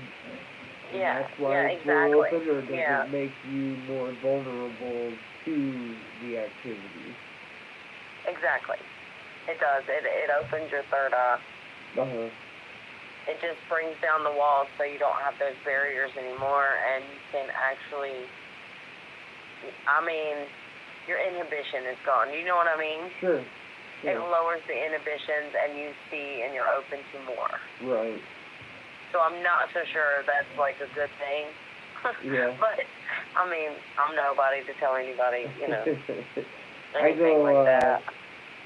From the different people that he's spoken to, and, every therapist or psychiatrist will say, well, take this bottle of pills, that bottle of pills, and he's opted more for the natural rather than the opposite. I get it. I'm an advocate myself. I'm just saying it does keep you open to activity. Yeah, I can understand that. I can see where that would obviously make your mind more open and more aware of what's going on around you, or kind of open the door to it a little bit better. That's for sure. Yeah. I have a video that I've been editing that I'll be releasing tomorrow night. We got to go to the Sally House in Atchison, Kansas. It's a pretty well-known house for its activity, but he got there before I did, and so he just wanted to do his own little walkthrough. So the video I'll be putting out will be his his own personal walkthrough before I got there, and we kind of did some investigating. But it was really interesting. He said that as he was going up to the house to unlock it for the first time, there was actually a priest that came walking out of the house as he was walking in. Now, there was supposed to be no one there. Somehow, this priest had gotten the code or had it from a previous day and decided to go in there, and as the priest was walking out past him, he looked at JV and he just said, good luck, and kept walking. And that's not necessarily what you want to hear, walking into a house with activity from a priest. But it was real interesting. There's a couple of guys on YouTube, Sam and Colby. They do paranormal videos, and they did one at the Sally House. And about 8 minutes into their video, they are interviewing a lady who says, yeah, we had guys here yesterday, and the guy got here by himself and walked through the door and passed the priest. And so we were there actually the day before they got there. But I have it's like 30 plus minutes of him walking around inside this house right after he had crossed paths with that priest. So I was gonna put that up because I think it's pretty interesting to see him alone in that situation. But I heard a lot of knocks and whistling that I don't think he heard in the moment. In the moment, you don't necessarily hear those subtle little knocks or whistles, but as I was listening back to it, I was like, okay, there was definitely something trying to get his attention as he was walking around in there, and the whole time I'm trying to call him to make sure he's okay, and I forgot that I told him to put his phone on airplane mode, so it wouldn't interfere with like the KC meter. Yeah. So it was like a great way to give myself anxiety, tell my buddy to do that, and then forget I told him to do that and be calling him frantically trying to make sure he's okay, but he ended up leaving after he did that and then didn't go back in until I got there. Um, but we had some I'm actually really excited to watch this video. Yeah, it'll be neat. I make sure that I do the whole thing, and when I do those videos, I don't edit them. It's a continuous shot. Um, and there's a couple parts where, like, I'll do a freeze frame and show something, but the whole video itself, there won't be any cuts through it. I prefer to do that, especially with him just doing an initial walkthrough and telling the story.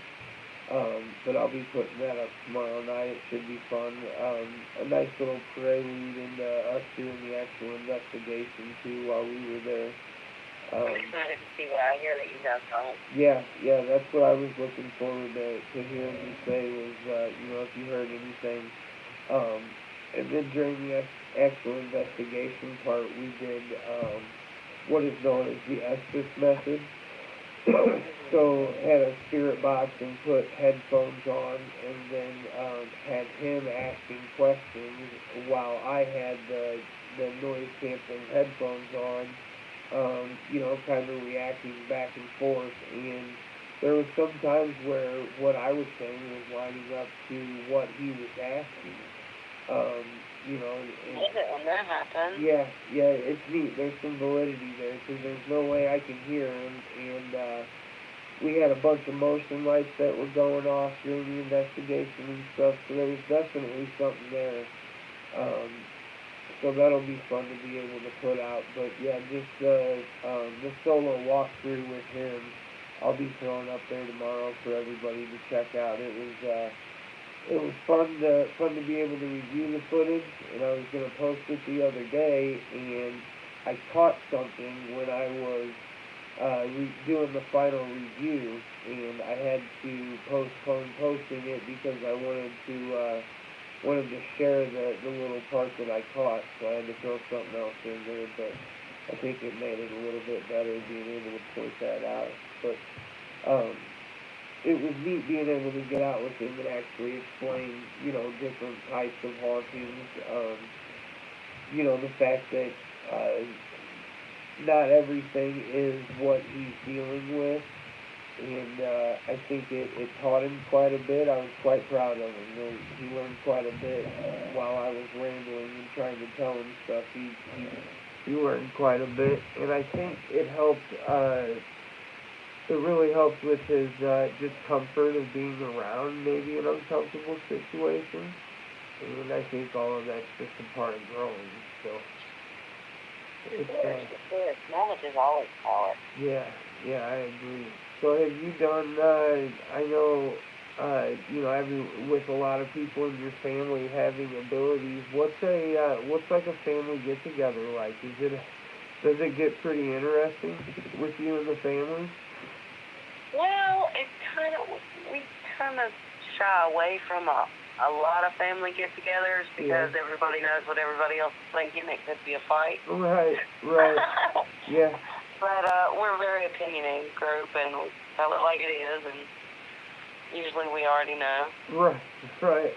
Yeah, I know my family get-togethers, it's like no one knows what we're thinking, but we say it loudly enough under our breath that everybody figures it out anyway. So, it's pretty bad, especially when the spirit guides are with us and they're all talking shit to each other. Right. Oh boy. I imagine that can be kind of interesting. One of those things better off avoided sometimes, I imagine.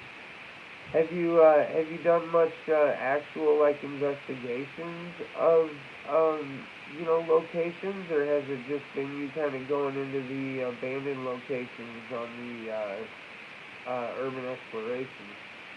Yeah, we've done those, and really everybody in this town knows about the witch Trish. Right. Yeah, I get a lot of clients for tarot readings and palmistry and stuff like that. And I haven't really done any, like, I would love to go to the Sally house. I would love to go to the Watts house and just listen. I would love to do all of these things and try to teach myself as I go. That's I think that's where my interest lies as well, is going to these locations, getting a feel for them, you know, and just kind of learn as I go, pick up experience, and anything that I learn that I can apply to the next one is better. Um, that Watts residence, I don't know, that seems like I know that I don't think anyone really can get in, but just even being on the outside of something where something like that happens has got to be a pretty powerful, you know, pretty powerful feeling for sure. I feel like she, at least Shanann, you know, as the mother, I feel like she needs acknowledgement. And I don't know why, but I've always been drawn to that case as well. I think Chris Watts was a case of a succubus, actually. Yeah. And, you know, just my own opinion, theory. Sure. No, I'm interested in that. So, like, a succubus, can you explain for anyone that's listening? Well, yeah, a succubus is a female demon, or a demon in female form, who completely just takes over mind, body, and soul of the man that she has her eyes on. And an incubus is the male form. Right.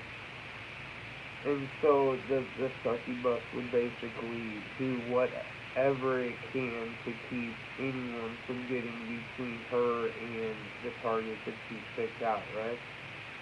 Right, but basically her goal, however, is to break him down so badly that he can't get back up. Right. They like to manipulate and control and make bad things happen. That's terrible. That'd be a terrible.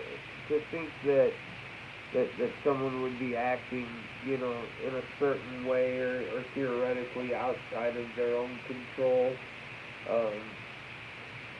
You know, that's just disturbing in itself, because there's people out there that do things that none of us could ever understand, and then to think that there's a possibility that there's people out there that would never do that but are doing it outside of their control. Well, they keep themselves at such a distance that they can't be blamed for anything, but they usually like to stir the fire, just like she did, by going to see the police and, you know, turn on her text messages. You know, they would have found out eventually what was going on. She didn't have to just show up like that. Right. You know what I mean? I mean, she just kind of fed the fire. Yeah. You know what I mean? Yeah. Like, I would, I don't know. The fact that she looked up all kinds of different cases and all about Shanann years, at least a year before anything ever even happened. You know what I'm saying? It's just too coincidental. Yeah. Yeah, it's interesting. And his demeanor is what is just so intriguing. Yeah, he's such a calm nonchalant, person. right? It's just a very nonchalant, like, you know, almost like he had himself convinced that he didn't do anything. It was like he said it to himself so many times that he started believing his own lie. He sat down at a lie detector machine. Dude, who does that? Yeah. Yeah, that's something. And so in talking about these different demonic entities, spirits, I know there's people out there that maybe don't understand completely how there are different types: the residual, the intelligent, the demonic that are an ancient spirit that are highly intelligent. And then I've also, I've also heard of elemental entities. And I'm sure there's some that I haven't heard of or that I'm not fully aware of. But I think it's important that people understand the difference between those.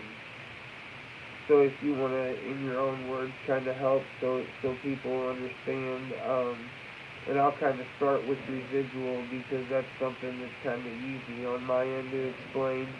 A residual is basically like an imprint of energy. Is that correct? That is. So, and then basically, if someone walks up and down the same steps every day of their life, up and down, that is going to imprint. Also, anything, I guess, would it also be considered something that might happen tragically once, but puts off enough energy to imprint the area? Could that be considered a residual situation as well? Yeah, actually it is. A residual spirit can, it just depends on, like I said, maybe it's their happy place, right. Or maybe it's actually like a traumatic experience. It's closer to a memory than it is an experience, actually, as a residual. Yeah, whatever is enough to imprint enough energy in that specific location for it to replay. It could replay once every day. It could do it once a month at a certain time, or even once a year, right? Yeah, or even every day. Yeah. Like it just depends. And usually it's just like a loop. I call it a residual is like a looper. They just do the same thing over and over and over, whether you're there, whether you're looking, whether you're not. Right, and those kind of energies, you're not going to be able to communicate with them or get messages to kind of help them go away. Is that where, when you talk about saving or, doing something like that, would that be the kind of thing that could help get rid of those imprinted energies? Yeah, it's actually like a blocker. It just blocks them. It suppresses the energy and blocks it away. Okay. And then as far as the intelligent ones, maybe you can kind of in your own words, because I know there's plenty of different intelligent spirits, right? There is, and usually 9 times out of 10, they are human beings that have just passed away. Mm-hmm. The intelligent ones are trying to figure out what happened to them and why. Or maybe they want to help someone else figure that out. Have some type of message they want to get across, something along those lines. Yeah, and like I said earlier, that's usually kind of like the murder victims. Like they desperately need for that message to be delivered. Right. I have seen a lot of people, or a lot of spirits, I should say, a lot of spirits that stick around because they're waiting for their bodies to be found, or maybe deeds or money or something that has to do with the family that's very important. That would make sense. Yeah, missing persons or someone that they I guess were buried but never actually found, or their murderer may have not been found yet. One of those kind of situations. Right. I actually had a girl come and get me because her body was in a car in the lake. There's a lake up here called Philpott Dam, and her car had went over the bridge and into the dam. Oh, wow.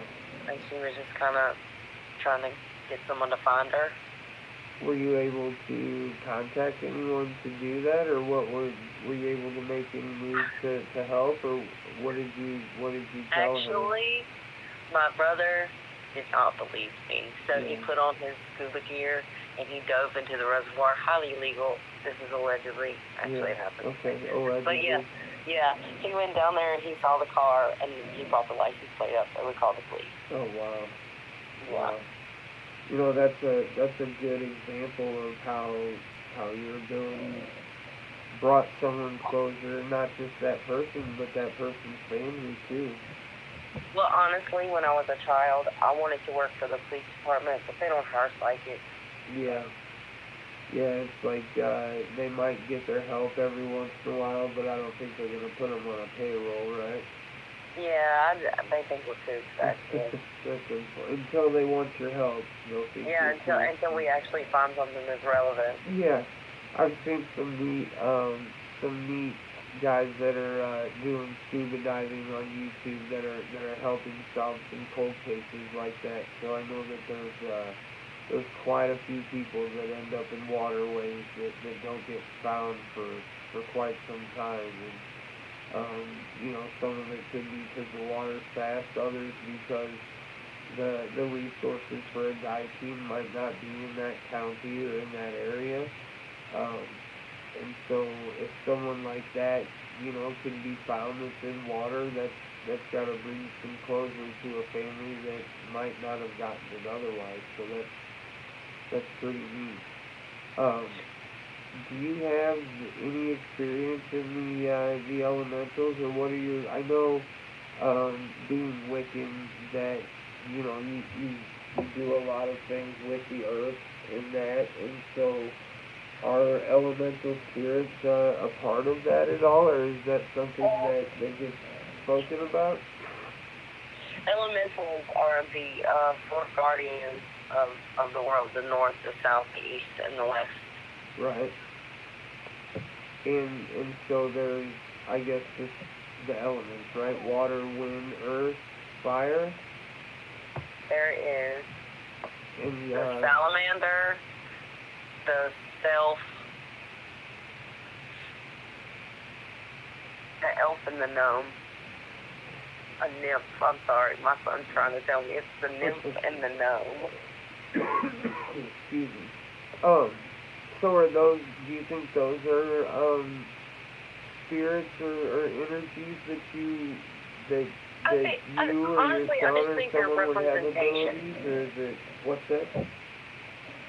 I just think they're representations. Honestly, like all Wiccans believe, you know, the north, the south, the east, the west, the earth, the air, the fire, and the water. Right. I think those were just chosen to represent those elements. Like, I don't think there's any, like, real spiritual, like, I mean, like, there's not actual spirits. They're just representations. Kind of like a symbology of protection, I guess, to a certain extent. Yeah. I see. I've heard, and I've never really been well versed in that side of things, and I've been to a location where there's been claims of what they think might be an elemental spirit, but I personally, you know, without having much knowledge, don't know how I would go to like validate a claim like that, and it just kind of seems you know, it's something that doesn't really pop up all too often. So. Well, it's kind of confusing because the elements themselves are not spiritual beings, but they have spiritual beings inside their realm. Right. Does that make sense? Yeah. Okay. I'm not sure that I'm really wording it correctly. I understand kind of. I'm picking up a little bit of what you're putting down, but yeah, that does make sense. I know the particular location that I was speaking about has a spring, and so that's why they immediately want to jump to to the water elemental. There's definitely some kind of strong activity down there. You know, it's a moist, damp, concrete basement that you hear dripping. So I guess it's kind of easy to say, oh, well, that's what this is. Yeah. But yeah, I don't know. I've also read a little bit some information about the Conjuring house, and as much as what goes on in the house, I've heard him talk about, the outside of the home as well, and something being out in the woods that's outside of that front door there. So I think, I don't know. I always like to learn and see, what can be validated or how people can come to those conclusions. So I think it's pretty interesting. It's, I don't know. Wiccan itself is open to interpretation. Uh-huh. Like, everybody's all about black magic and white magic. There is no black magic or white magic. True magic has no color. It's all about intent. Yeah. It's intent and what you intend to do with it. And I'm glad that we got to that point, because I know we had spoken about that before, but I think that's a great way to kind of to wrap up what all we've been talking about, and the true intent behind things. And I've heard people say one thing, and it's like, you can posture so much, but if that intent isn't driving what you're saying, what you're saying is just kind of going to get laughed at by whoever's listening. You have to have that true intent of, positivity, or the intent to help, or intent to want to communicate, or whatever it is. And same goes with the so-called white and dark magic. I guess it's all about the intent on what you're doing, and how it's going to work, and what it's going to work towards. And what you expect to receive out of it. Mm-hmm. Now, anything that you put out into the universe, you receive tenfold. Right. I think that's a good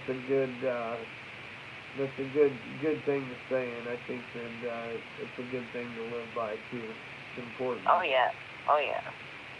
It's important. I think it's missed by quite a few people these days, but it's definitely something important that we should all think about moving forward. I did want to say here, going to the end, I've gotten a few emails from some people that have shared some stories with me. I responded to a few, but if anyone does want to come on and share their story, I'd be more than happy to have you guys on.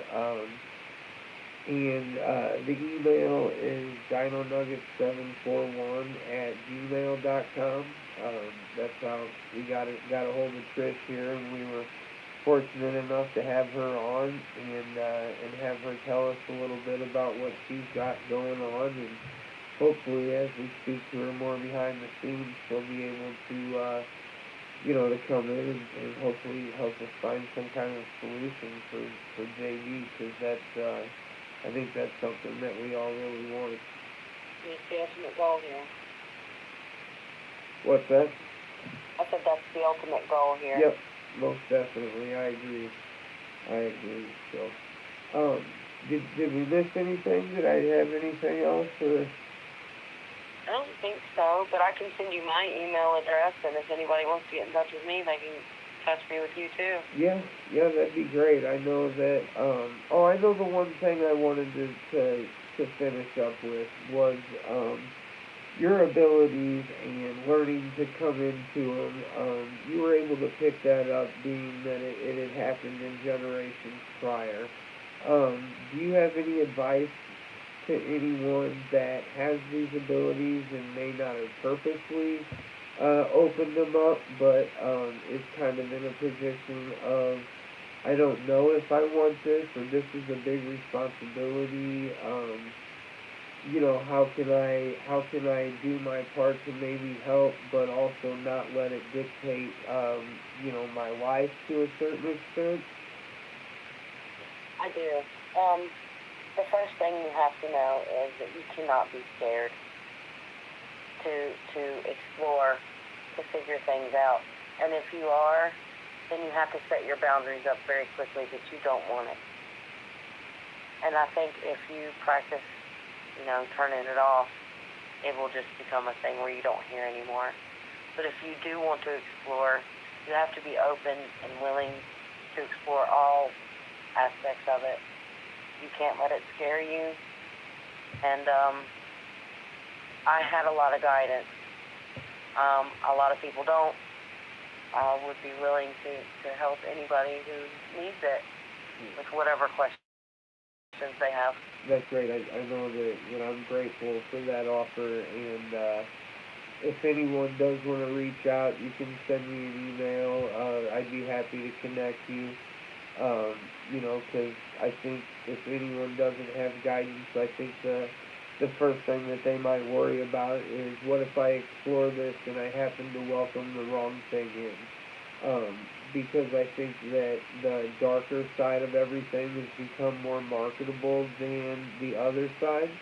And, that's all people think of right away is the darker side of things, so they don't want to try and, accidentally have something come into their lives that they didn't want to begin with. So. And if you're not sure, ask. No questions are stupid. Everything has a meaning. There's always somebody out there that's willing to help you. I couldn't agree more. I think that's a good piece of advice for sure. We do have a Discord that people are welcome to join. A lot of like-minded folks in there. But again, if anybody is going through something like this or has some experience or questions, I'd be happy to connect you guys. Trish, thank you so much for chatting with me. I had a good time talking. And thanks for letting our viewers be a fly on the wall for this conversation. I think it was pretty cool, and we'll speak further as time goes on, and we'll reach our common goal of helping JB out, and then you never know what can come from there. We'll be able to help more as we go along as well. So thanks for having me. Yeah. I had a good time. Great, it was awesome. We're very fortunate to have had you on for sure. Thank you so much. You're very welcome. All right, well, I'll talk to you soon. I'll keep in touch. Thank you so much. All right, thanks, Trish. Bye. Bye-bye. All right, guys, that was Trish. Super awesome to have her on. Couldn't be more grateful for that. Ending up here, just wanted to say thank you to Durban Paranormal, as always. The Dark Knight Horror has shared our stuff a few times, and I think it's great. Anyone from there, thanks for coming by. I think I saw that we were going to be on Chills again here pretty soon. So we've got a bunch of people out there that are throwing us out, giving us some exposure. So I have to say thank you to them for all of that, and thanks everybody for joining us tonight. Have a great evening. And Flatwater, I did see your email. I did respond to you. I'm not sure if you got it. I'll make sure that it went through, but I did see your email as well. So I wanted to let you know that I did get your email, and I responded to it today, so thanks for shooting that over. So, yeah, thanks again, everybody. Thanks so much for stopping in. I had a blast getting to chat with Trish. Thank you, Trish. It was awesome. And, no, you're all good, Flatwater. It wasn't a book at all. I'm the same person, so. What's up, Son of Malice? Thanks for joining us. Hopefully we'll be able to do a live, possibly from the hotel, but if not, we'll find a good location we can go to and bring you all along with us. And make sure you're looking out for that video tomorrow. I've got JV kind of doing the first little walkthrough of the Sally house, so that should be fun for everybody to watch too. So thanks again. Have a great night, and TGIF tomorrow. Take care, everybody.